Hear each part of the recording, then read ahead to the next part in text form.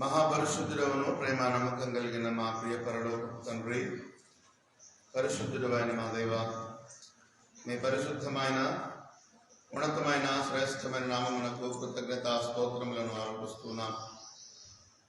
సమయం ఈ ప్రత్యేకమైన దినాన్ని మా జీవితాల్లో మేము అనుభవించడానికి, ఈ పరిశుద్ధ దినాన్ని మీ సన్నిధిలో చేరి మిమ్మల్ని ఆరాధించగలిగే స్థితి మాకు ఇచ్చినందుకు మీకు వందనములు చెల్లిస్తూ, లేఖనములను పరిశోధిస్తున్న మాతో మీ ఆత్మ నడిపింపు నిమ్మని, ఆత్మాభిషేకము చేత నింపబడి ఆత్మలో బలపడి ముందున్న వాటికై ప్రయాసపడి వేగిరపడి అయా గురి కలిగిన బిడలముగా, నీ కృపలో విడుదల పొందిన బిడలముగా జీవించగలుగుటకు మీ ఆత్మ సహాయం మాకు దయచేయమని, నా నోటి మాట మా అందరి హృదయ ధ్యానం మీ దృష్టికి అంగీకృతములుగా చేసుకుని మీ మధుర స్వరాన్ని వినిపించి మీరే మహిమ పొందమని యేసు నామములో ప్రార్థిస్తూ ఉన్నాను తండ్రి.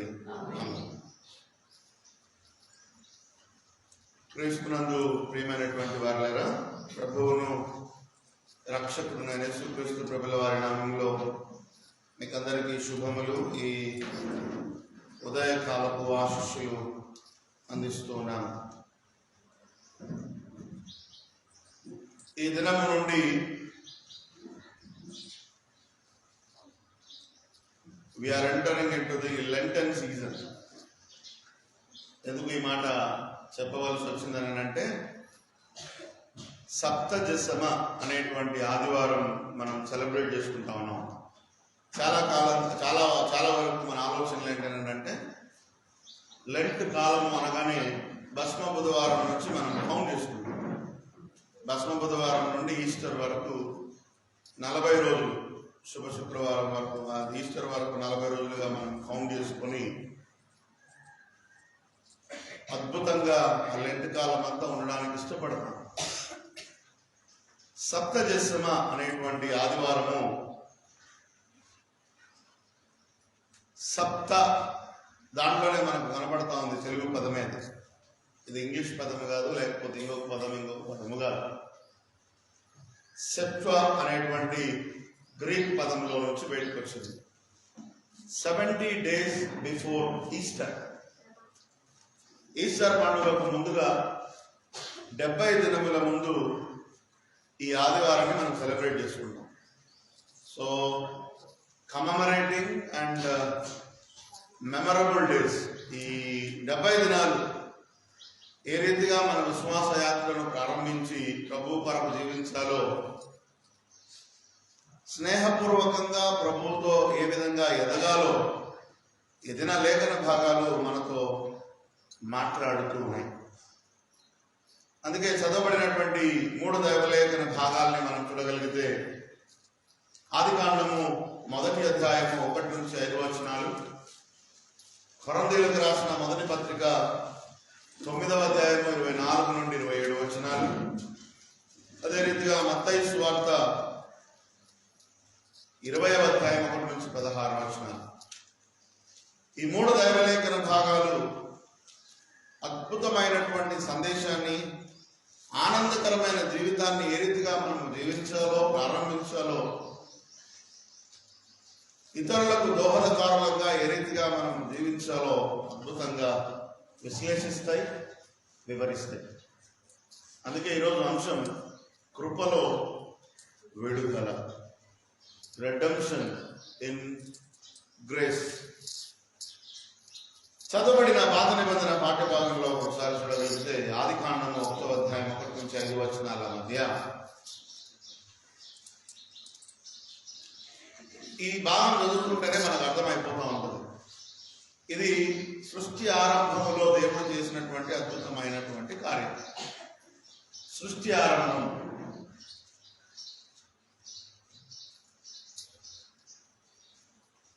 this parable identified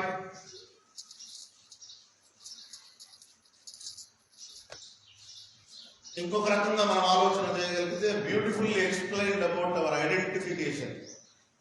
మన యొక్క గుర్తింపు ఏ రీతిగా ఉండబోతుందో ప్రారంభంలోనే దేవుడు అద్భుతమైనటువంటి విశ్లేషణ ఈ మొదటి రోజులోనే మానవుని యొక్క గుర్తింపు ఏ రీతిగా ఉండాలో అద్భుతమైనటువంటి విశ్లేషించినట్టుగా మనం చూస్తాం.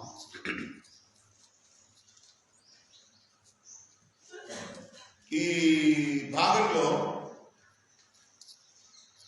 ఆదియందు దేవుడు భూమి ఆకాశములను సృజించాడు. In the beginning God created heaven and earth. Heaven and earth, భూమి ఆకాశములను సృజించాడు.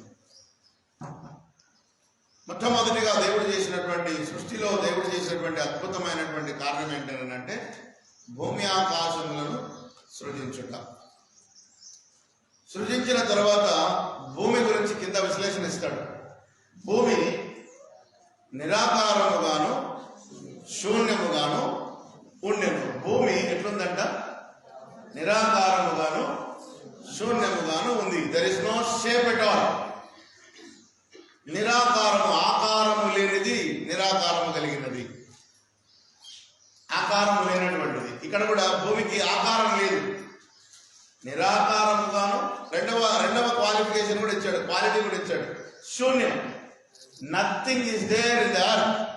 భూమి పైన ఏం లేదు, ఆకారం లేదు, భూమి పైన ఏమీ లేదు. సో దీన్ని పండితులు, థియోలాజియన్స్ ఏమంటారు అంటే ద సిచ్యువేషన్ ఆఫ్ ఖేయాస్ అంటారు. The situation of chaos. Chaos అంటే nothing is there in the earth. భూమి మీద ఏం లేదు. భూమి మీదనే కాదు, మన జీవితంలో కూడా ఏం లేదు. We are also chaos. మనం కూడా అంతే, నిరాకారముగా శూన్యముగా ఉన్నాం. మనం కూడా అంతే, మన పరిస్థితి, మన విశ్వాస యాత్ర, ఆత్మీయ జీవితం కూడా అదే విధంగా ఉంది, నిరాకారముగా శూన్యముగా. We don't want to invite and experience dwells among us. దేవుడు మనతో ఉండాలని ఆశపడతా ఉంటే మనతో ఉంచుకోలేము, మనలో రాజుగా ఏలనివ్వము. మన జీవితంలో ఆయన ఉండడానికి మనం పెద్దగా ఇష్టపడము. మన జీవితం కూడా అంతే, నిరాకారముగా శూన్యముగా ఉంది. ఏ రీతిగా భూమి నిరాకారముగా శూన్యముగా ఉందో మన జీవితం కూడా నిరాకారముగా శూన్యముగా ఉంది. సృష్టి ఆరంభములో ఇంత అద్భుతమైనటువంటి విశ్లేషణ మన జీవితానికి దగ్గరగా కనపడుతుంది. రెండవ ఆలోచన దాంట్లోనే మనం చూడగలిగితే, చీకటి అగాధ జలముల పైన కమ్మి ఉండెను, దేవుని ఆత్మ జలముల పైన అల్లాడుచుండెను. దేవుని ఆత్మ జలముల పైన అల్లాడుచుండెను. సృజించిన సృష్టిలో కూడా అనగా భూమి మీద సృజించబడినటువంటి భూమి మీద కూడా లేదు, ఖచ్చితంగా జలముల పైన అల్లాడుచుండెను. ఉన్నాయి జలాలు ఉన్నాయి, భూమి ఉంది, కానీ దేవుని ఆత్మ మాత్రం జలముల పైన అల్లాడుచుండెను. అంటే ఎందుకు ఈ ఆలోచన రాయబడింది అని అంటే, నిరాకారముగా శూన్యముగా ఉంది. There is no usefulness. ఉపయోగపడే రీతిగా భూమి లేదు. ఉపయోగపడే రీతిగా భూమి లేనప్పుడు దేవుని ఆత్మ ఏం చేస్తుంది? పైనే ఉంటుంది. మన జీవితంలో కూడా అంటే భూమి ఉపయోగకరంగా లేకపోతే మనం వాడుకుంటామా? చెప్పాలా? భూమి ఉపయోగకరంగా లేకపోతే మీరంతా భూమిని నమ్ముకొని బ్రతుకుతున్నవారే కదా, అవునా కదా? అందరూ వ్యవసాయస్తులే. సో భూమి ఉపయోగకరంగా లేనప్పుడు దాన్ని మనం వాడుకోగలమా? దాన్ని ఏం చేయాలా? ఉపయోగకరంగా మన జీవితంలో వాడుకునేటట్టుగా సాగు చేసుకోవాలి. సో ఇక్కడ కూడా ఏం జరుగుతూ ఉంది? దేవుని ఆత్మ భూమి పైన దిగలేదు, జలముల పైన అల్లాడుతూ ఉంది. ఎందుకంటే there is no fruitfulness in the earth. ఫలించబడే విధంగా భూమి లేదు. మన జీవితం కూడా అంతే. దేవుడు మన బయటనే ఉన్నాడు. అందుకే బైబిల్లో రాయబడింది ప్రకటన గ్రంథంలో, ఇదిగో నేను హృదయమున నిలబడి తలుపు తట్టుచూ ఉన్నాను. దబన్న డోర్ తెచ్చుకుని లోపలికి రావచ్చు దేవుడు, కానీ ఎందుకు బయటనే ఉన్నాడు? ఆదిలో ఏ రీతిగా భూమి నిరాకారంగా శూన్యంగా ఉన్నప్పుడు జలముల పైన ఆత్మ అల్లాడుతూ ఉందో రాకుండా, మన జీవితం కూడా నిరాకారంగా శూన్యంగా ఉంది. కాబట్టి దేవుడు మన జీవితంలోకి రావడానికి ఇష్టం లేక బయటనే నిలబడి తలుపు కొడతా ఉన్నాడు. మన ఆత్మీయ జీవితాలకు ఎంత దగ్గరగా ఉందో పాత నిబంధనలో మొట్టమొదటి దిన అద్భుతమైనటువంటి సృష్టి క్రమం. తర్వాత మనం చూడగలిగితే దేవుడు వెలుగు కమ్మని పలుకగా వెలుగు కలిగెను. ఈ అద్భుతమైనటువంటి సన్నివేశంలో వెలుగును చీకటిని దేవుడు వేరు చేసినట్టుగా చూస్తాం. వెలుగును చీకటిని దేవుడు ఏం చేసినాడు? అండర్లైన్ చేసి పెట్టుకోండి ఆయన మీ జీవితాల్లో. వెలుగును చీకటిని దేవుడు వేరు చేశాడు. బాగా చిమ్మ చీకటిగా ఉంది, మన ఏరియా అంతా చిమ్మ చీకటిగా ఉంది. మనం ఒక క్యాండిల్ వెలిగించుకొని చీకటిలోకి పోయినాం. చీకటి ఏమవుతుంది? మన చుట్టూ ఏమవుతుంది? వెలుగుగా ఉంటుంది. చీకటి మన జీవితంలోకి రాదు. ఎందుకు? మన దగ్గర ఏముంది? Very good. అట్లనే మన జీవితంలో యేసు అనే వెలుగును మనం ధరించుకుంటే చీకటి దగ్గరికి రావడానికి ఇష్టపడదు. చీకటి మన దగ్గరికి మన జీవితంలోకి రావడానికి ఇష్టపడదు. మనం వెలుగును ధరించుకోలేదు,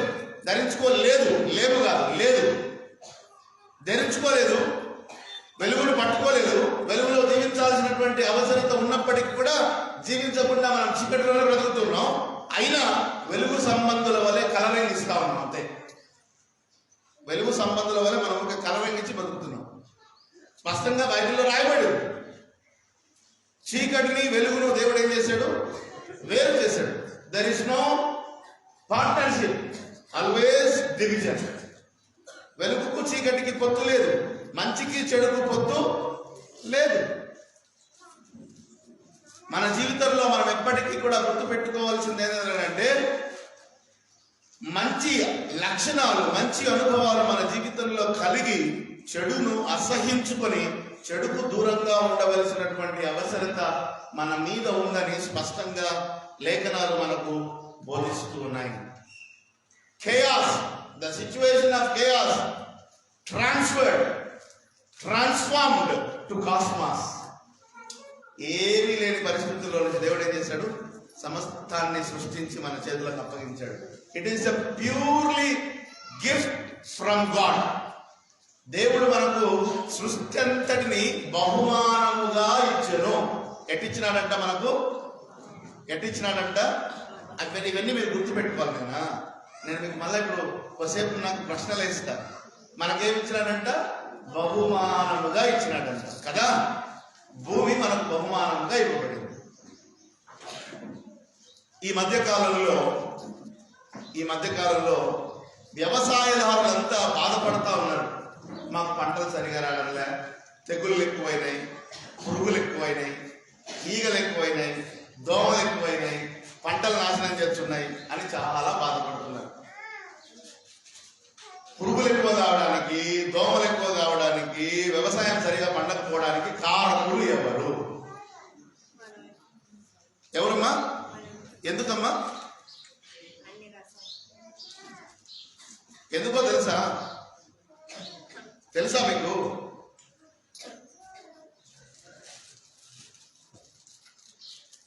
మొబైల్ ఫోన్స్ ఎంతమంది వాడుతున్నారు చెప్పాలా? నాకు జవాబు కావాలా. మొబైల్ ఫోన్స్ ఎంతమంది వాడుతున్నారు? ఇంట్లో ఎన్ని ఫోన్లు ఉన్నాయి? ఒక్కొక్క ఇంట్లో ఎన్ని మొబైల్స్ ఉన్నాయి? ఎంతమంది ఉంటే? Very good. 5 మంది ఉంటే 5, 4 ఉంటే 4, 10 మంది ఉంటే 10. అన్నీ కూడా స్మార్ట్ ఫోన్సే. ఇంటర్నెట్ యూజ్ చేయాలి, కాల్స్ యూసేజ్ కావాలంటే అన్నిటికీ ఏం కావాలి? ఇప్పుడు నెట్వర్క్ కావాలి. నెట్వర్క్ మనకు దగ్గరలో ఉండాలంటే ఏం చేయాలా? నెట్వర్క్ ఆ ఎయిర్టెల్ వాడు కానీ, జియో వాడు కానీ, బిఎస్ఎన్ఎల్ కానీ ఏం చేయాలా? టవర్స్ వేయాలి. వెరీ గుడ్, టవర్స్ వేయాలి. టవర్స్ వేస్తే ఏమవుతాయి? రేడియేషన్ పెరుగుతుంది. అప్పుడు మనలో బాగా తెలుసమ్మా. రేడియేషన్ పెరిగితే ఏమవుతుంది చెప్పాలా? రేడియేషన్ పెరిగితే ఏమవుతుంది? పక్షులు చనిపోతాయి. అంతేనా? రేడియేషన్ పెరిగితే ఏమవుతుంది? పక్షులు చనిపోతాయి. పురుగులను, దోమలను, ఈగలను ఏం తింటాయి చెప్పాలా? ఇప్పుడు పక్షులే లేకపోతే పురుగులు, ఈగలు, దోమలు ఎక్కువగా ఏమవుతుంది? బాబు దోమ పడి పైరంతా నాశనమైంది బాబు. అదే పక్షులు అంటే దోమ వచ్చేదా?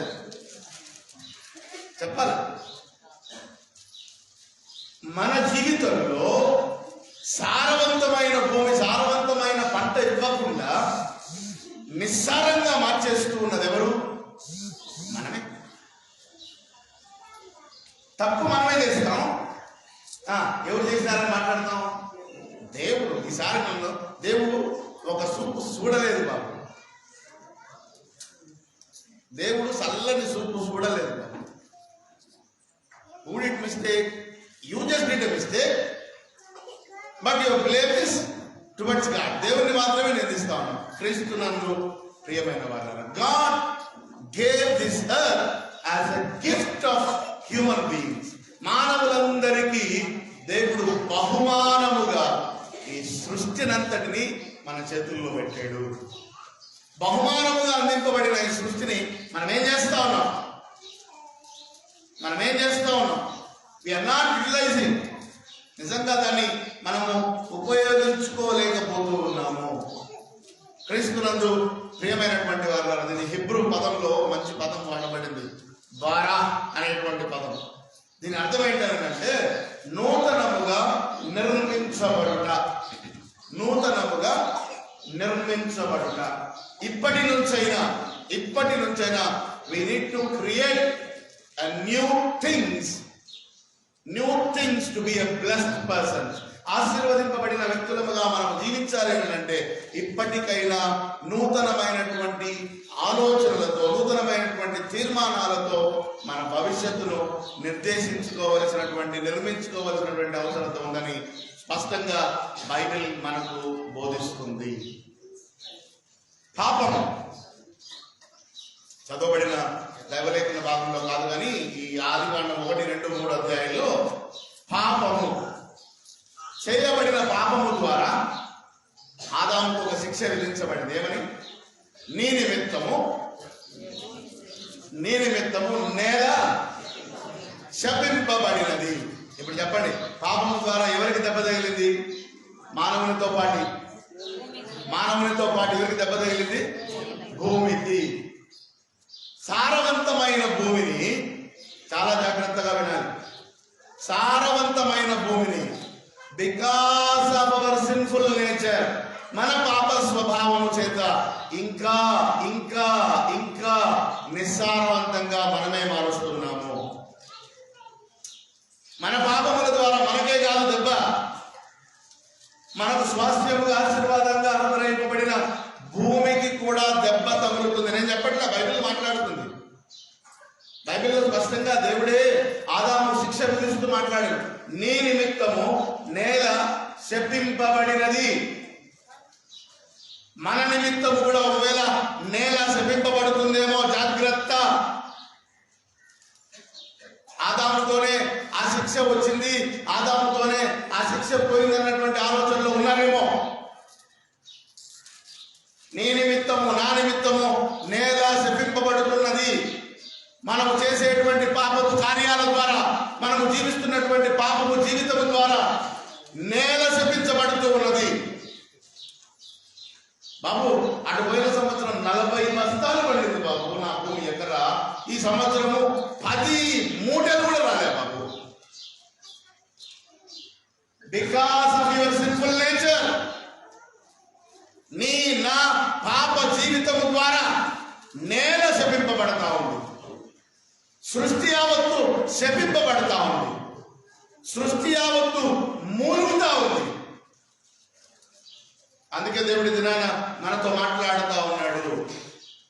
దెబ్బ తగిలింది భూమికి, అయితే ఆ దెబ్బను మార్పడానికి యేసుక్రీస్తు ప్రభుల వారు తన రక్తాన్నే చిందించాడు. అయినా కూడా ఆ రక్తానికి విలువ లేదు, ఆయన అర్పించినటువంటి ప్రాణానికి విలువ లేకుండా మనం ఈ లోకంలో జీవిస్తా ఉన్నాం. అందుకే దేవుడు మనతో స్పష్టంగా మాట్లాడుతూ ఉన్నాడు. దేవునిచే సృష్టింపబడినటువంటి సృష్టి క్రమాన్ని మనం ఏ రీతిగా దెబ్బతీస్తున్నామో ఒకసారి జ్ఞాపకం చేసుకొని, నిజంగా సృష్టి పట్ల నిబద్ధత కలిగిన క్రైస్తవుడుగా, బాధ్యత కలిగిన క్రైస్తవుడుగా సృష్టిని సంరక్షించవలసిన బాధ్యత మనందరి మీద ఉంది అన్న సత్యాన్ని నేను మీకు దినాన జ్ఞాపకం చేస్తా ఉన్నాను. ఇంకొక పదము హిబ్రూలో ఆశ అన్నటువంటి పదం వాడబడింది. దీని అర్థం ఏంటంటే పాతదాన్ని నూతనముగా చేయుట, పాతదాన్ని నూతనముగా చేయుట. మన ఇళ్లలో ఉన్నటువంటి సాంప్రదాయం ఏంటంటే ఇళ్లలో, అందరి ఇళ్లలో, ఒకరి ఇళ్లలో కాదు అందరి ఇళ్లలో మిక్సీ చెడిపోయింది అనుకో, ఒకసారి రిపేర్ చేస్తాం. ఇంకా వీలైతే రెండోసారి కూడా రిపేర్ చేస్తాం. మూడోసారి ఏం చేస్తాం చెప్పాలి? ఏం చేస్తాం? పాత సామాన్లు వేసి కొత్తది దాన్ని రిపేర్ చేసుకుంటే ఇంకొక 10 సంవత్సరాలు మనం వాడుకోవచ్చు. కానీ మనం ఏం చేస్తాం? పాతది మనకు వద్దు, ఏం కావాలా? వేరాజ్ మొబైల్స్ కూడా అంతే. సంవత్సరానికి ఒకసారి, 2 సంవత్సరాలకు ఒకసారి ఏం కొనాలా చెప్పండి అమ్మా? కొత్త మొబైలు కొనుక్కోవాలి. సంవత్సరానికి ఒకసారి, 2 సంవత్సరాలకు ఒకసారి. నేను 2018లో కొనుక్కున్న మొబైల్. 2018లో కొత్తగా కెథీడ్రల్కి పోయిన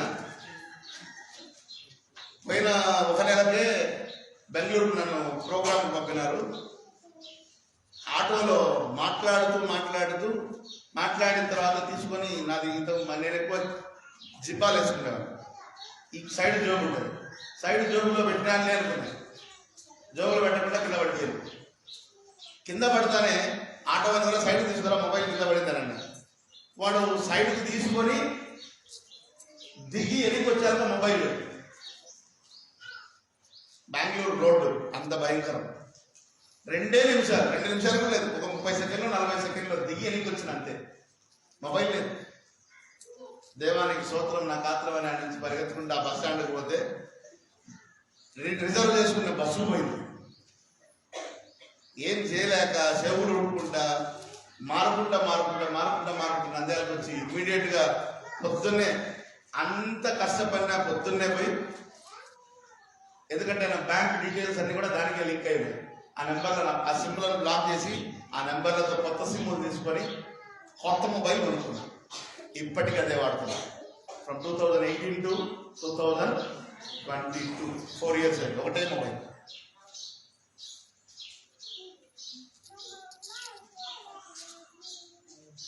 మీ గుళ్ళమ్మ అయితే కానీ ఇప్పటికి 7 సంవత్సరాలు 8 సంవత్సరాలు అయితే ఒకటే మొబైల్. మా అమ్మ కూడా 8 సంవత్సరాలు అయితే ఒకటే మొబైల్. మీరు ఎన్ని మొబైల్ మాత్రం నాకు తెలియదు. సంవత్సరానికి 2 సంవత్సరాలు ఒకటి కొత్త మొబైల్ కొనుక్కోవాలా, పాత పక్కన పడి. ఎందుకు ఈ మాట మాట్లాడుతున్నానంటే పాత దాంట్లో నుంచి నూతనాన్ని తీసుకోవడానికి మనం ఇష్టపడాలి. కానీ దేవుడు ఏమంటా ఉన్నాడు? యాక్చువల్గా దేవుడు కూడా రీప్లేస్ చేయాలంటే నేను తీసేసి వేరే వాళ్ళని పెట్టాలి.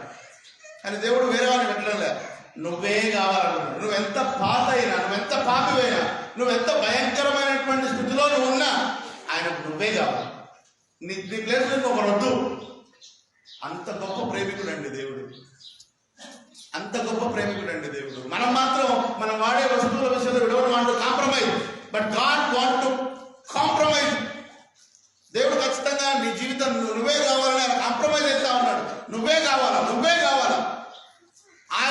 ఆయనకు రక్షణ పాత్రగా నువ్వే మార్చబడాలి. That is what the impact of his love. తన ప్రేమ యొక్క గొప్ప స్థితి అది.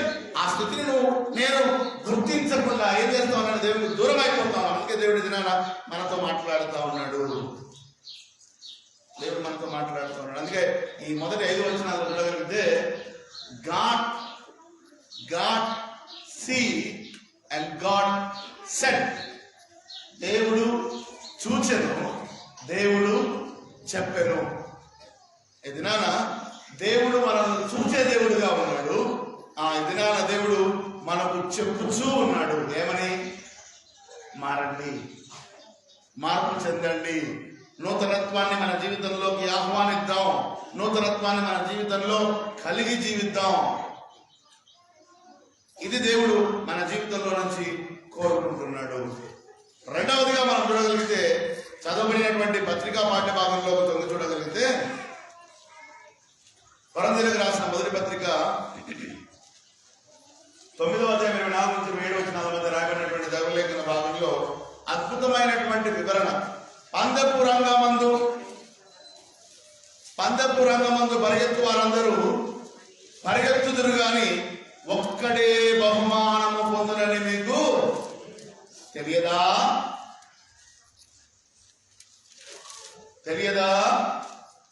ప్రశ్న. పందెపు రంగమందు పరిగెత్తు వారు అందరూ పరిగెత్తుతారు, కానీ బహుమానం ఎంతమందికి వస్తుంది? గెలిచేది ఎంతమంది? రుద్రాలంలో 250 కుటుంబాలు ఉన్నాయి. గెలిచేది ఎంతమంది? ఆ ఒక్కడు నువ్వేనా? ఆ ఒక్కడవు నువ్వేనా?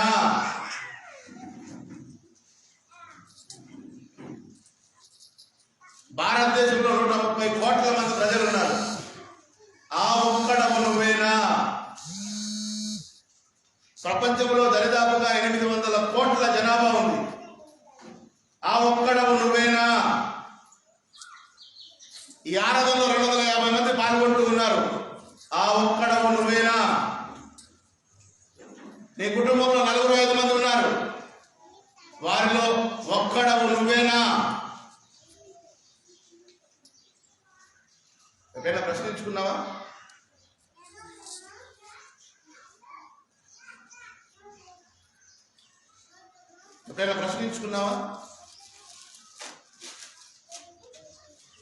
God has a special purpose, unique purpose in your life. నీ జీవితంలో ఒక నిర్దిష్టమైనటువంటి ప్రత్యేకమైన ఆలోచన కలిగి ఉన్నాడు. అందుకే మాట్లాడుతూ ఉన్నాడు, ఆ ఒక్కడవు నువ్వే కావాలి.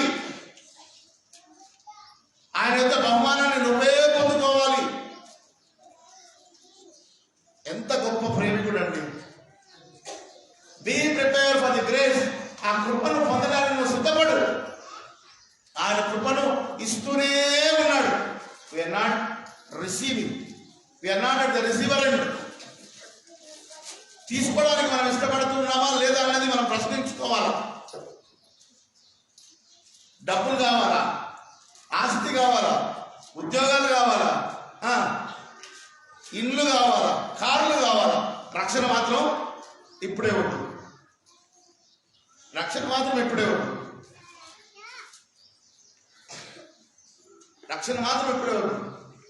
నాలాంటి యంగ్స్టర్, అంటే నేను మినిస్ట్రీలో కూర్చున్నప్పుడు 29 సంవత్సరాలు, పరిచయంలో కూర్చున్నప్పుడు 29 సంవత్సరాలు, నేను క్యాసెట్గా వేసుకొని సంపూర్ణమైనటువంటి యాజకుడిగా రూపాంతరం చెందినటువంటి సంవత్సరం ఏంటంటే నాది 29వ సంవత్సరం. At the age of 29. 29వ సంవత్సరం నాలాంటి ఆ 29వ సంవత్సరం నేనంటే చేరినాను. అట్లనే ఒక పాస్టర్ గారు ఒక చర్చికి పోస్ట్ కాబట్టాడు. కొన్ని సంఘాలు ఏంటంటే చేరినప్పటి నుంచి వాడు చచ్చిపోయేంత వరకు అదే చర్చిలో పాస్టర్గా పనిచేస్తాడు. వాటిని ఏమంటారనంటే బ్యాప్టిస్ట్ సంఘాల్లో ఇవి ఎక్కువ జరుగుతుంది. చనిపోయేంత వరకు వాళ్ళే పాస్టర్, ఒకరే 2-3 ట్రాన్స్ఫర్లు ఏముండవు, అదే పాస్టర్ ఉంటాడు. సో ఆయన ప్రసంగం అయిపోయిన తర్వాత ఒక పిల్లగాడు బాగా అల్లరి చేస్తా ఉన్నాడు. సండే స్కూల్కి పోకుండా వాళ్ళ అమ్మ దగ్గర నుండి అల్లరి చేస్తున్నాడు. వాళ్ళని పిలిచినాడు ఆరాధన. ఏమిరా అల్లరి చేస్తున్నావు, చేయకూడదు కదా, దేవుని మాట జరిగేటప్పుడు లేకపోతే సండే స్కూల్కి పోయో నేర్చుకోవాలి కదా, నేర్చుకొని రక్షణ పొందాలి కదా, తెలీదా? మీ అమ్మ నాన్న నీకు నేర్పేయలేదా? పాస్టర్ గారు, ఏంది పాస్టర్ గారు, నేను పిల్లలు నన్ను పట్టుకున్నాను మచ్చుగా రోడ్లను బట్టి తిరుగుతున్నారు యవనస్తులు, సిగరెట్ తాకుండా అమ్మాయిలను బట్టి తిరుగుతున్నారు, వాళ్ళని పట్టుకో పాస్టర్ గారు, వాళ్ళని మార్చుకోనండి. ఈడు చెప్పింది కరెక్టే కదా, ఈడు పిల్లగాడు కదా, ఇటు తెలుసుకుంటాడులే అనుకొని ఇడిచిపెట్టినాడు. వాడు 10 సంవత్సరాల తర్వాత ఈడు పిల్లగాడు ఏమైపోయినాడు? ఇప్పుడు వాడు చెప్పిన ఏజ్కి వచ్చినాడు, యవనస్తుడైనా. మరే ఏమిరా, యవనస్తులను పట్టుకున్నావు కదా, అప్పుడు యవనస్తులను పట్టుకున్నాయి, ఇప్పుడు యవనస్తున్నావు కదా, నువ్వు ఇప్పటికైనా రక్షణ పొందడాలంటే ఏం పాస్టర్ గారు మీకు ఏమైనా తెలివి ఉందా లేదా? ఇప్పుడిప్పుడే నేను టీనేజ్లోకి వచ్చిన, చేయాల్సినవన్నీ చాలా ఉన్నాయి. ఇప్పుడే కాలేజీకి పోతున్నా, చదవాలా, కొత్తగా ఫ్రెండ్స్, తర్వాత ఎంజాయ్ చేసేది చాలా ఉంది. ఈ టైంలో నేను రక్షణ పొందమంటావే? ఏదో పెళ్ళైన వాళ్ళని చూసుకోపో పాస్టర్ గారు, కొత్తగా పెళ్ళైన వాళ్ళలో పిల్లలలో వాళ్ళని చూసుకోపోనాను. ఒక 5 ఏళ్ళకి నీకు పెళ్లి వయసు వచ్చింది, పెళ్లి జరుగుతుంది. ఈయన పెళ్లి చేస్తున్నాడు. పెళ్లి ప్రసంగంలో అడిగినాడు, ఏమిరా పెళ్ళి ఎప్పుడన్నా మాట్లాడన్నావు కదా, పెళ్ళైనావు కదా, ఏమిరా ఎప్పుడన్నా రక్షణ పొందిరా అంటే, ఏం పాస్టర్ గారు ఏం తెలివి ఉందా లేదా, ఇప్పుడు పెళ్లి చేసుకున్నా హనీమూన్కి పోవాలా, పిల్లలు కనుక్కోవాలి, చాలా పని ఉంది, నన్ను విడిచిపెట్టాను నేను. సరే పిల్లలు పుట్టినాక చెప్తామని, పిల్లలు పుట్టినాక అని అడిగినాడు. ఏమరా ఇప్పుడన్నా మారుతావా అని అంటే, ఏమయ్యా పిల్లలు పుట్టినారు, వాళ్ళకి చదువులకు సమకూర్చుకోవాలా, ఉద్యోగాలు చూసుకోవాలా, పనులు చేసుకోవాలా, నన్ను పట్టుకునే కదా ముసలోళ్ళని పట్టుకోకపోయాను. పాస్టర్ ముసలోడైనాడు, పిల్లల పెళ్ళిళ్ళ ఈడు ముసలోడైనాడు. ఈడు ముసలోడు ఏమి రా చిన్నప్పటి నుంచి నేను అడుగుతుండరా. పాస్టర్ గారికి దాదాపు 80 ఏళ్ళు వచ్చినాయి, ఇంకా 65 ఏళ్ళు వచ్చినాయి. 65 సంవత్సరాలు వచ్చినాయిరా పిల్లగా, ఇప్పుడన్నా మారరానంటే అంతా అయిపోయినాక నన్నేం పట్టుకున్నావు బాబు, పిల్లలను పట్టుకోండి. ఫస్ట్ బాబు గారు ఎవరు పట్టుకున్నారు? ఫస్ట్ బాబు గారు ఎవరు పట్టుకున్నాడు? వారి పిల్లలప్పుడు పట్టుకుంటే ముసలోడైనా కూడా వాడు సాకులు చెప్తా ఉన్నాడు తప్ప మారలే. మన బతుకు కూడా అంతే. నేను ఇప్పుడు చెప్పింది మీరు నవ్వుకోవడానికి కాదు, మిమ్మల్ని మీరు చూసుకోండి, దాంట్లో మిమ్మల్ని మీరు చూసుకోండి. చిన్నప్పుడు ఎట్లా బతికాం, యవనస్తులుగా ఎట్లా బతికాం, పెళ్ళైన తర్వాత ఎప్పుడు బతికాం, పిల్లలు పుట్టిన తర్వాత ఎట్లా బతికాం, పిల్లలు పెళ్లిళ్ళు చేసినాక ఎట్లా బతికాం, ఆ పిల్లలు పుట్టిన తర్వాత ఎట్లా బతుకుతున్నాం. Still didn't receive the salvation.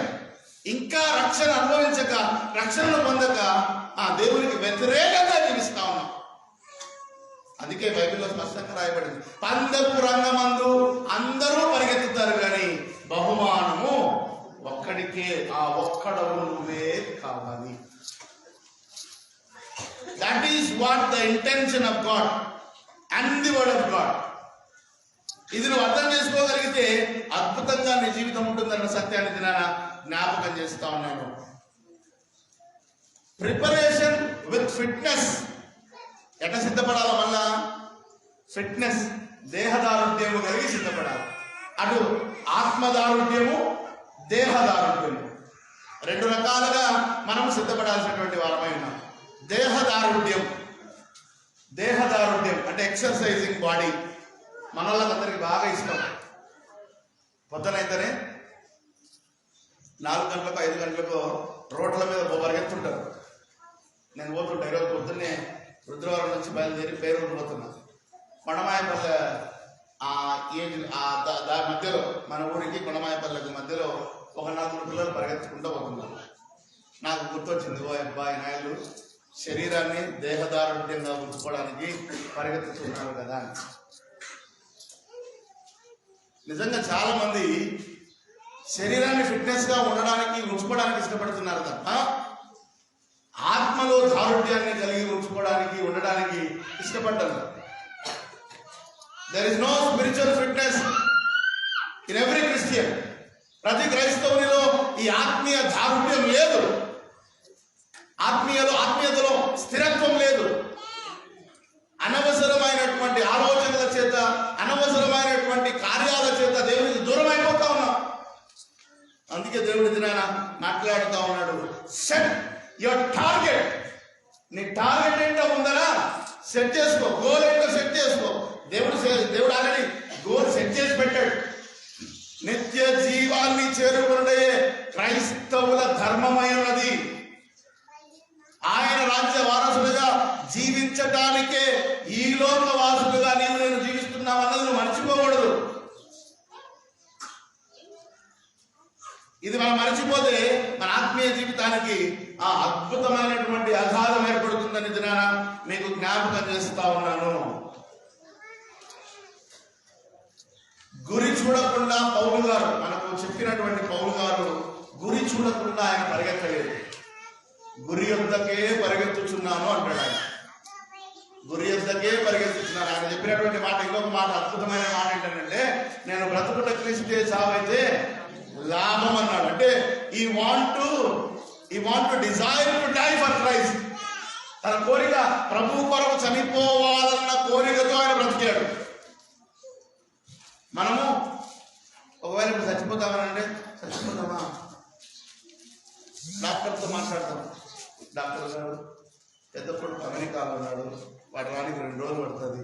అంతవరకు మన ఆయన ఏం చేయాలా? బతికి డాక్టర్ ఎన్ని రోజులు?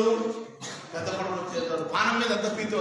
ఆయన కూడా అంటాడు, డాక్టర్ గారు నా కొడుకు చేసేంత వరకు నన్ను బతకని డాక్టర్ అన్నాడు. చచ్చిపోవడానికి ఎవరు ఇష్టపడరు. ఇంకా బతకాలి, ఇంకా బతకాలి, ఇంకా బతకాలి. కానీ పోలేమంటా ఉన్నాడు, బ్రతుకుట క్రీస్తే, చావైతే లాభం. ఎందుకు ఈ మాట అన్నాడు? ఈ లోకంలో బ్రతికితే క్రీస్తు కొరకు బ్రతకాలి. క్రీస్తు కొరకు బ్రతకడంలో చాలా కష్టం ఉంది. అవమానాలు ఉంటాయి, ఇరుకులు ఉంటాయి, ఇబ్బందులు ఉంటాయి, శ్రమలు ఉంటాయి. కానీ పౌలు గారు నేను క్రీస్తుతో బ్రతుకుతానంటా ఉన్నాడు. క్రీస్తు కొరకు బ్రతకడంలో కష్టం ఉంది, కానీ క్రీస్తుతో బ్రతకడంలో కష్టం లేదు. In Christ, for Christ, lot of difference, చాలా వ్యత్యాసం ఉంది. ప్రభుతో బ్రతకగలిగిన అనుభవం మనకు ఉండాలి. ప్రభు కొరకు జీవిస్తేనే ప్రభుతో జీవించగలరు. శ్రమానుభవం పొందకుండా సుఖానుభవాన్ని పొందలేవు. రాసి పెట్టుకో. శ్రమానుభవాన్ని పొందకుండా సుఖానుభవాన్ని పొందలేవు. ఈ లోకంలో శ్రమ పడితేనే ఆ లోకంలో సుఖాన్ని అనుభవించగలవు. ఈ లోకంలో సుఖం అనుభవించినటువంటి ధనవంతుడి ఆ స్టోరీ మనకు ఆల్రెడీ బైబిల్లో ఉంది. అబ్రహామే అంటాడు, అయ్యా ఈ లోకంలో సుఖాలు మత్సులు అనుభవించినావు, కష్టపడుతూ నీ వాకిటి చెంతబడి ఉన్నటువంటి ఆ బికారి గారిని కూడా నువ్వు చూసుకోలేదు, అందుకే నీకు శ్రమ. ఈ లోకంలో లాజరు కష్టపడ్డాడు, అందుకే ఇప్పుడు సుఖపడుతూ ఉన్నాడు. క్రీస్తునందు ప్రియమైనటువంటి వాళ్ళరా, ఈ లోకంలో ప్రభు కొరకు కష్టపడితే ఆ పరలోకంలో ఖచ్చితంగా నువ్వు సంతోషపడతావు. ఈ లోకంలో ప్రభు కొరకు కష్టపడకుండా సంతోషాన్ని అనుభవిస్తే పరలోకంలో ఖచ్చితంగా నువ్వు కష్టాన్ని అనుభవిస్తావన్న సత్యాన్ని జ్ఞాపకం చేసుకో, గుర్తు చేసుకో. అందుకే దేవుడి దినాన మనతో మాట్లాడుతూ ఉన్నాడు. గురి చూడక పౌలు గారు పందెపు రంగమందు పరిగెత్తలేదు, గురి చూచే పరిగెత్తాడు. నీవు నేను కూడా గురి చూచే పరిగెత్తవలసినటువంటి వారమైనామన్న సత్యాన్ని జ్ఞాపకం చేసుకోవాల్సిన వారమైనా. ట్రైనింగ్ విత్ సఫరింగ్, ఇది క్రైస్తవుని జీవితం యొక్క మోటో అవ్వాలి. ట్రైనింగ్ విత్ సఫరింగ్, శ్రమతో కూడినటువంటి శిక్షణ. శ్రమతో కూడినటువంటి శిక్షణ. చాలా మంది బంగారు ఆభరణాలు పెట్టుకోవడానికి బాగా ఇష్టపడతారు. బంగారు ఆభరణాలు అందరూ పెట్టుకుంటారు, అందరికి ఇష్టం కూడా. ఇప్పుడు నేను పెట్టుకున్న ఈ ఉంగరం, మీకు చూపించిన ఉంగరం, ఇది తయారు కావడానికి ఎంత కష్టపడి ఉంటుంది? It is a stone. బంగారం అనేది ఒక రాయి, గోల్డ్ ఇస్ ఎ స్టోన్. దీంట్లో కొన్ని కలపాల, రాగి అలాంటివి కలిపి ఏం చేయాలా? కాల్చి, ఇంకా ఏం చేయాలా? సుత్తెతో కొట్టి ఒక ఆకారాన్ని తీసుకొని రావాలి. సుత్తెతో కొట్టకుండా, కాల్చకుండా ఈ ఆకారాన్ని మనం తీసుకొని రాగలమా? బంగారును తీసుకొని రాగలమా? వికాన్. అట్లనే క్రైస్తవుల జీవితం కూడా శ్రమలతో కొట్టబడకుండా, కష్టాల కొలువిలో కాల్చబడకుండా ఒక రూపాంతరపు అనుభవం క్రైస్తవుడు ఎప్పటికీ అనుభవించలేడు. ట్రైనింగ్ విత్ సఫరింగ్, శ్రమలతో కూడిన శిక్షణ నీకు నాకు అవసరమై ఉన్నది. We always want to be a joyful, ఖచ్చితంగా సంతోషంగా మనం ఉండాలన్నటువంటి ఆలోచనలు ఉండడం తప్ప ప్రభు కొరకు కష్టపడితేనే అంత్యములో నాకు సంతోషం దొరుకుతుందన్నటువంటి ఆలోచనలో మనం జీవించలేము. అందుకే దేవుడి దినాన మనతో మాట్లాడుతూ ఉన్నాడు. క్రైస్తునందు ప్రియమైనటువంటి వాళ్ళ, అందుకే పౌలు గారు కూడా అంటా ఉన్నారు మంచి మాట. చివరి వచనంలో 27వ వచనంలో అంటాడు, గాలికి కొట్టినట్టు నేను పోట్లాడలేదు, కానీ ఒకవేళ ఇతరులకు ప్రకటించిన తరువాత నేనే భ్రష్టుడనైపోదునేమో అని నా శరీరమును నలగగొట్టి దానిని లోబరచుకొనుచున్నాను. ఒకవేళ ప్రకటించిన తరువాత నేను పాటించకపోతే నేను భ్రష్టుడనైపోతానేమో. ఇది కేవలం విశ్వాసులకే కాదు, విశ్వాసములోకి నడిపిస్తున్న కాపురులకు కూడా. ప్రకటించిన తర్వాత పాటించకపోతే భ్రష్టుడనైపోతానేమో. కేవలం ప్రకటించడం మన వంతు కాదు. ప్రకటించిన ప్రతి మాటను ఆచరించగలిగిన జీవన విధానం మన జీవితంలో మనం కలిగి ఉండాలి. We need to follow what we have to preach. ఏదైతే ప్రకటించామో అది పాటించగలిగే స్థితిలో మన జీవితాలు ఉండాలి. పాటించకపోతే ప్రకటించడానికి అర్హత లేదు.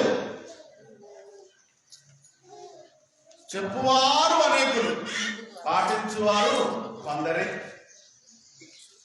నరం లేని నాలుక ఏం చేస్తుంది? ఎట్ట పడ్డట తిరుగుతుంది, ఏమైనా మాట్లాడుతుంది. అన్నీ కలిగిన శరీరం చేయాలంటే కష్టం. అందుకే బైబిల్లో స్పష్టంగా రాశాడు, మాటలాడుటకు నిదానించువాడును వినుటకు. మనకు మాటలు ఎక్కువ. మనకు ఏమెక్కువ చెప్పాలా? మనకేమెక్కువ? మాటలు ఎక్కువ. అదేందో తెలియదు కానీ యాడ కనపడినా మనం మాట్లాడుతూనే ఉంటాం. ఎవరి దగ్గర కూర్చున్నా మాట్లాడుతూనే ఉంటాం. అంత మాటలు ఉంటాయి మనకు. ఏం మాటలు ఉంటాయి?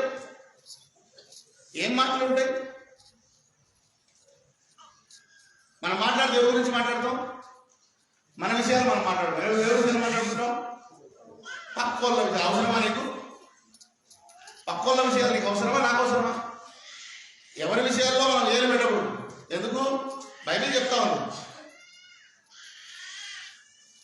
బైబిల్ స్పష్టంగా మాట్లాడుతుంది. ఇతరుల గురించి నువ్వు మాట్లాడకూడదు. ఇతరులను ప్రేమిస్తే ఇతరుల గురించి ఎప్పుడు మాట్లాడు. ఇతరులను ప్రేమిస్తే ఇతరుల గురించి ఎప్పుడు మాట్లాడు. ఒకవేళ ఇతరుల గురించి నువ్వు మాట్లాడుతున్నావు అంటే దాని అర్థం ఏంటి? You are not following the commands which God has command. దేవుడు ఏదైతే ఆజ్ఞాపించాడో, పాటించమని చెప్పాడో అది పాటించకుండా ఆజ్ఞ అతిక్రమం చేస్తూ పాపిగా నేను ఈ లోకంలో జీవిస్తున్నామన్న సత్యాన్ని ఇదనం జ్ఞాపకం చేయబెడతా ఉన్నాం. క్రీస్తునందు ప్రియమైన వాళ్ళు. అందుకే చెప్పిన తర్వాత ఏం చేయాలంట? ఖచ్చితంగా వాటిని ఆచరించాలి, పాటించాలి. క్రీస్తునందు ప్రియమైన వాళ్ళ పాటించిన ఒక వ్యక్తి జీవితం అద్భుతంగా సువార్తలో మనం వివరించబడింది. సువార్తలో వివరించబడింది. ఏమి వివరించబడింది? ఎలా వివరించబడింది మనం చూస్తాం. అద్భుతంగా మామూలుగా కాదు. యజమానుడు అంట ఏం చేశాడు? పనికి పంపించాడు. 9 గంటలకు కొంతమందిని, 12 గంటలకు కొంతమందిని, 3 గంటలకు కొంతమందిని, 5 గంటలకు కొంతమందిని. ఏ సమయాల్లో పంపించినాడమ్మా? 4 సమయాలు. 9, 12, 3, 5. పనికి మాట్లాడుకుంటున్నప్పుడు వాళ్ళకు ఒక రేట్ ఫిక్స్ చేసుకున్నాడు. మీరు పొద్దున్న సాయంకాలం వరకు పనిచేసి ఎంత ఇస్తా నీకు? 1 దేనారము. దాని కింద ఫుట్ నోట్ లో ఆ దేనారం విలువ ఉంటుంది, మీరు తర్వాత చదువుకోండి. సో 1 దేనారం మీకు ఇస్తాను. అంటే వాళ్ళందరూ ఏం చేసినారు? ఒప్పుకొని పనికి పోయినారు. పోయి పని చేస్తున్నారు. 9 గంటలకు ఇంకొక బ్యాచ్ వచ్చింది, 12 గంటలకు ఇంకొక బ్యాచ్ వచ్చింది, 3 గంటలకు ఇంకొక బ్యాచ్ వచ్చింది, 5 గంటలకు ఇంకొక బ్యాచ్ వచ్చింది. 5 గంటల బ్యాచ్ నుంచి కూలి ఇవ్వడం మొదలుపెట్టాడు. గృహ నిర్వాహకులు తెలిసి ఆయన కూలి చేరాను ఆయన. సరే అని కూలి ఇవ్వడం మొదలుపెట్టాడు. 5 గంటలకు వచ్చిన వాళ్ళకి ఎంత ఇచ్చినాడు? కూలి 1 దేనారం ఇచ్చినాడు. ఇచ్చాక ముందు వచ్చిన వాళ్ళు ఆలోచన చేస్తున్నారు, అయ్యో 5 గంటలకు వచ్చిన వాళ్ళకి 1 దేనారం ఇచ్చినాడు కదా, మాకు కూడా ఎక్కువ ఇస్తాడని ఆశపడ్డారు. కానీ పొద్దున వచ్చిన వాళ్ళకి ఎంత ఇచ్చినాడు? వాళ్ళకు కూడా వాళ్ళు బాధపడతా ఉంటే వాళ్ళల్లో ఒకరిని పిలిచి, స్నేహితుడా, నేను నీకు అన్యాయం చేయలేదు కదా, నేను నీకు చెప్పిన ఇంతవరకు పనిచేస్తే నీకు 1 దేనారం ఇస్తానన్నా ఇచ్చాను, నువ్వెందుకు బాధపడతా ఉన్నావు అంటే, మేము పొద్దున్న నుంచి ఎండలో పనిచేస్తే సాయంకాలం 5 గంటలకు వచ్చిన అంటే వాళ్ళకి 1 దేనారం ఇచ్చినావే, మేము పొద్దున్న నుంచి పనిచేసినాం. ఇక్కడ మనందరి ఆలోచనలు ఎట్లా ఉంటాయనంటే, 5 గంటలకు వచ్చిన వారికి కూడా 1 దేనారం ఇచ్చినాడే, పొద్దున వచ్చిన కూడా 1 దేనారం ఇచ్చినాడే, అన్యాయమే చేసినాడు అన్నటువంటి ఆలోచన. కానీ ఆయన న్యాయం చేశాడు. మధ్యాహ్నం భోజనం టైంకి వాళ్ళ ఇంటికి పోవచ్చు. మీరు జాగ్రత్తగా ఆలోచన చేయాల్సిన 5 గంటల వరకు పని కొరకు వాళ్ళు ఏం చేస్తూ ఉన్నారు? ఎదురు చూస్తూ ఉన్నారు. They didn't get back to their homes. వాళ్ళు తిరిగి వెళ్ళలే. పొద్దున పనికి వచ్చారు. పని అయిపోయేంత వరకు మమ్మల్ని ఎవరైనా పిలుస్తారేమో అని పని కొరకు ఆశ కలిగి ఉన్నారు. బైబిల్ ప్రకారంగా ఆశ కలిగిన ప్రాణాన్ని తృప్తిపరచే దేవుడు. 5 గంటలకు పిలుచుకొని పోయి కూడా వారి దేవుడు తృప్తిపరచాడు. వాళ్ళ ఆ భాగంలో ఉన్నటువంటి అద్భుతమైన సందేశం అదే. వెన్ వి వర్ వెయిటింగ్, నిజంగా మనము ఆసక్తితో ఎదురు చూడగలిగితే we will be filled with the blessings which God has anointed. దేవునికి అభిషేకించబడిన ఆశీర్వాదాలతో మనం నిజంగా ఆశీర్వదించబడతాం. నిజంగా ఎదురు చూడగలిగితే.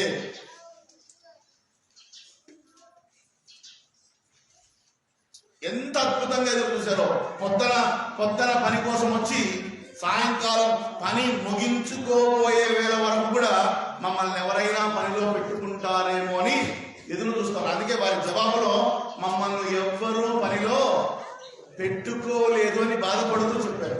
వారి బాధ, వారి విజ్ఞాపన, వారు పొందే ఆశీర్వాదానికి ఆధారమైంది.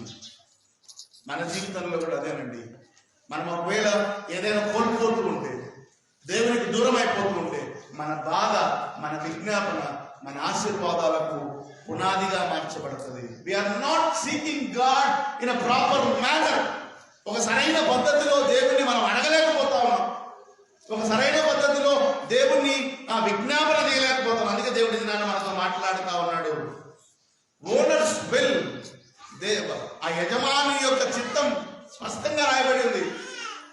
నా సొంత సొమ్ము నాకు ఇష్టం వచ్చినట్టు ఇచ్చుట నీకు కడుపు మంటగా ఉందా? దేవుని ఇష్టం అండి. దేవుని రాజ్యంలో ఎవరున్నారో ఎవరు ఉండకూడదు మనకు నిర్దేశించడానికి. వాళ్ళు పరలోకానికి పోతారు, వీళ్ళు పరలోకానికి పోరు.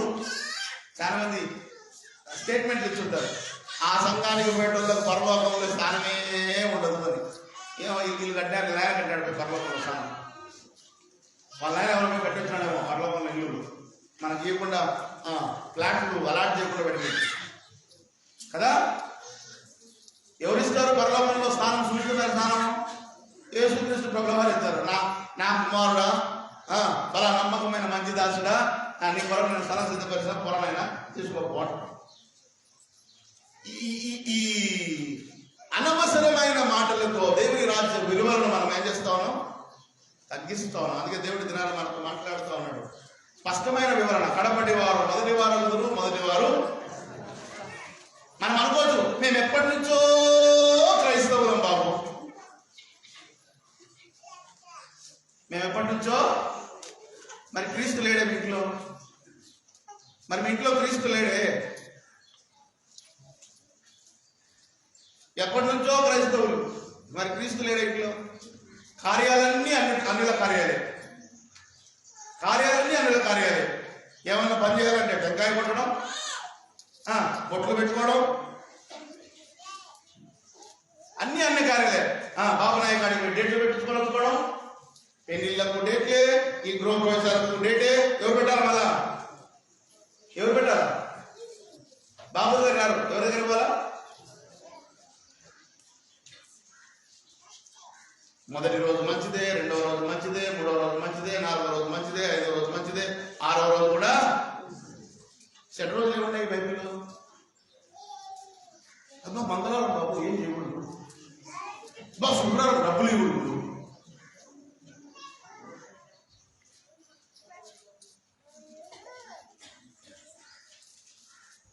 మళ్ళా క్రైస్తవులు అంటే ఎందరు? అందరం క్రైస్తవులు అన్నదా? మంగళవారం ఏం చేయకూడదు. మంగళవారం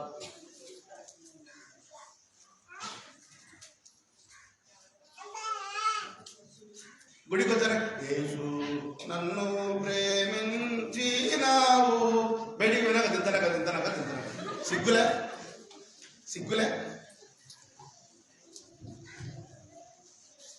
గుళ్ళో ఒక రీతిగా, బయట ఇంకొక రీతిగా. అదే నా జీవితం, అదే నా క్రైస్తవ జీవితం. It is Christian life. అందుకే బైబిల్లో స్పష్టంగా రాయబడింది, మొదటి వారు కడపటి వారు మొదటి వారు. మనం అనుకుంటా ఉన్నాం మేమే క్రైస్తవులం, మమ్మల్ని మించిన మొగోళ్ళు లేరు అనుకుంటున్నారు. దొమ్మలు కుళ్ళుతాయి, జాగ్రత్త. దేవుడు అందుకే రాశాడు, రాయలే మొదటి వారు కడపటి వారు